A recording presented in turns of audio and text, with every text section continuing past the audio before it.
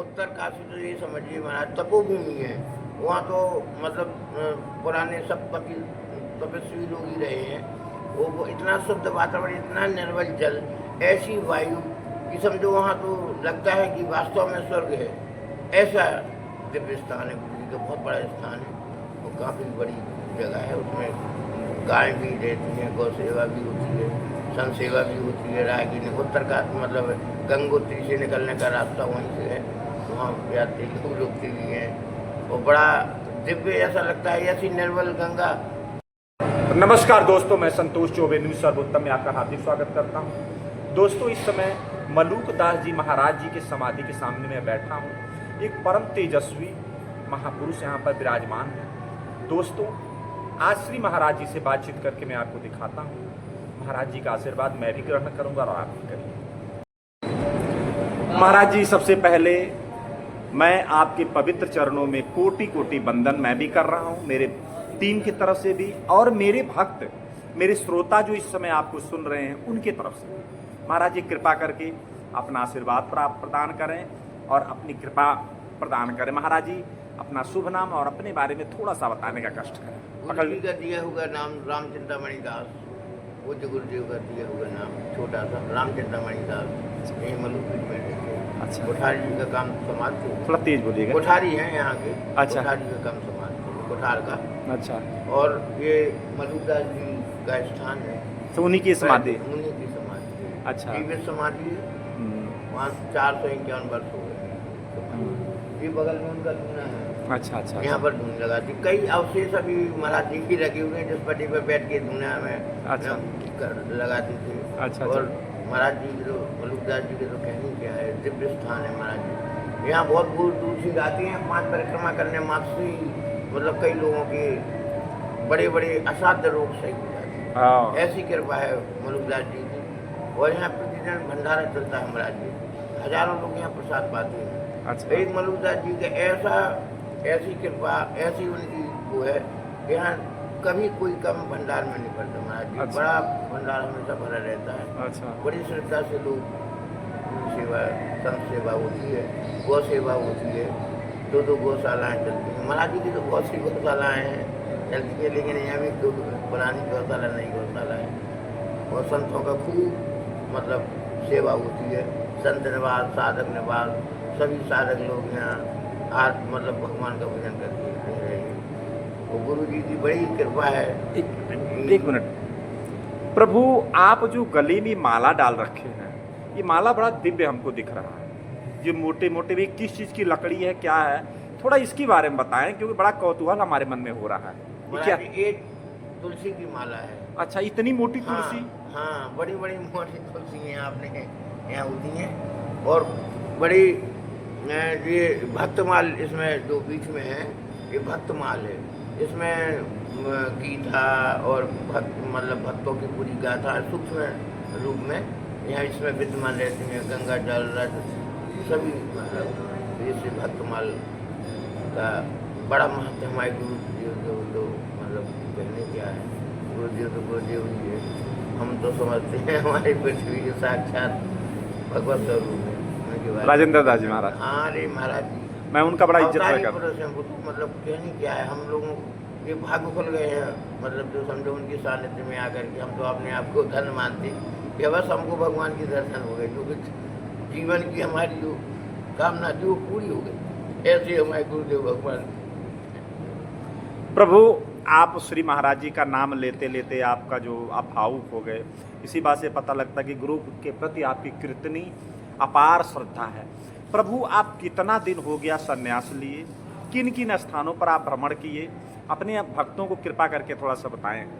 महाराज जी के सानिध्य में तो हम 13 वर्ष से रह रहे हैं, लेकिन हमारा व्यक्ति अभी सभी साल हुआ है हुए। तब से हम यहाँ पूरे मलुकपीठ में ही रहते। पहले ओरछा में ही रहे, और जहाँ जहाँ महाराज जी की कथा होती थी वहाँ वहाँ जाते थे। लेकिन महाराज जी से बड़ा लगाव, महाराज जी की बड़ी कृपा रही, विशेष इसलिए रहा हमसे महाराज गुरु जी का।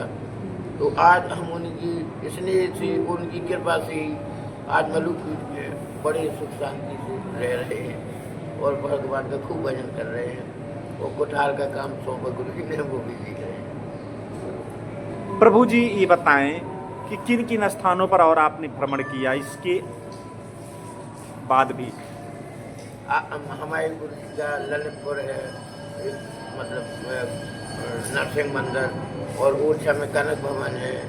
और गुरु जी के स्थान तो बहुत से हैं, उत्तरकाशी में है, और जहाँ जहाँ लधौरा में है, वाराना में है, सीतामढ़ी जिले में। तो जहाँ जहाँ गुरु जी की कथा होती वहाँ हम गुरु जी का, चित्रकूट में है, मतलब जहाँ जहाँ महाराज जी की कथा होती थी उन्होंने स्थान पर जाते थे, वो खूब रहते थे गुरु जी के स्थान पर। प्रभु ये बताएं कि आप उत्तरकाशी का चर्चा किए हैं, पहाड़ों का नाम सुनते हुए बहुत ज़्यादा कौतूहल होता है लोगों के मन में, क्योंकि पहाड़ों में जो आप जैसे सिद्ध पुरुष रहते हैं उनके बारे में लोग ज़्यादा उत्सुक होते हैं जानने के बारे में। थोड़ा सा उनके बारे में थोड़ा बताने का कष्ट करें आप। उत्तरकाशी तो ये समझिए महाराज तपोभूमि है। वहाँ तो मतलब पुराने सब तपस्वी लोग ही रहे हैं। वो इतना शुद्ध वातावरण, इतना निर्मल जल, ऐसी वायु कि समझो वहाँ तो लगता है कि वास्तव में स्वर्ग है।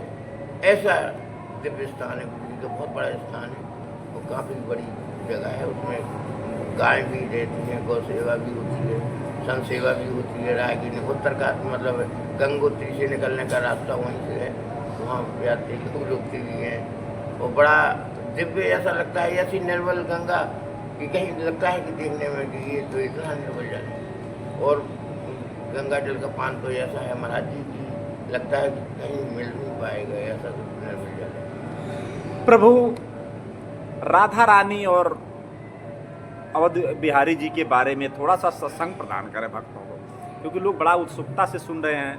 राधा रानी, और क्योंकि हम ब्रज में हैं, ब्रज के आप संत हैं, तो राधा रानी और बिहारी जी के बारे में, उनकी लीलाओं के बारे में थोड़ा सा वर्णन कर दीजिए। महाराज जी राधा रानी के बारे में तो क्या कहना, मतलब यहाँ तो राधा रानी ने और भगवान ठाकुर जी ने यहाँ तो रास रचाया। तो यहाँ इतना प्रेम कि कहीं आपको वृंदावन के अलावा कहीं प्रेम नहीं मिलेगा। साक्षात यमुना जी कृष्ण स्वरूप है, राधा रानी स्वरूप है। बड़ी कृपा संतों की, भक्तों को इतनी कृपा कि उनकी सारे मनोकामनाएं पूर्ण होती हैं।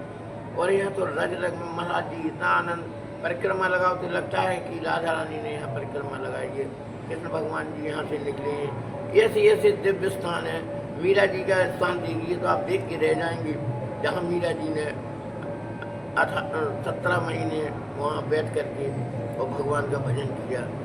तो मीरा मंदिर है तो देख के बनता है कि कितना दिव्य स्थान है मीरा जी रही।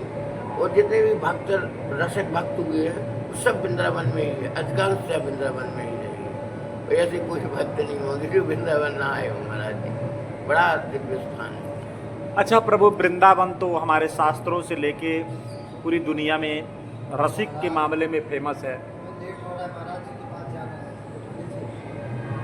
एक कोई राधा रानी का 1 मिनट के लिए कोई प्रसंग बता दीजिए, कोई ऐसा एक आपके जीवन में अगर घटित कुछ हुआ हो उसके बारे में थोड़ा सा। राधा रानी की भी इतनी बड़ी कृपा है, हम उनको व्यक्त नहीं कर सकते। हमारे तो बहुत सी अनुभूति है लेकिन नहीं पता है, गुरु जी की बताने।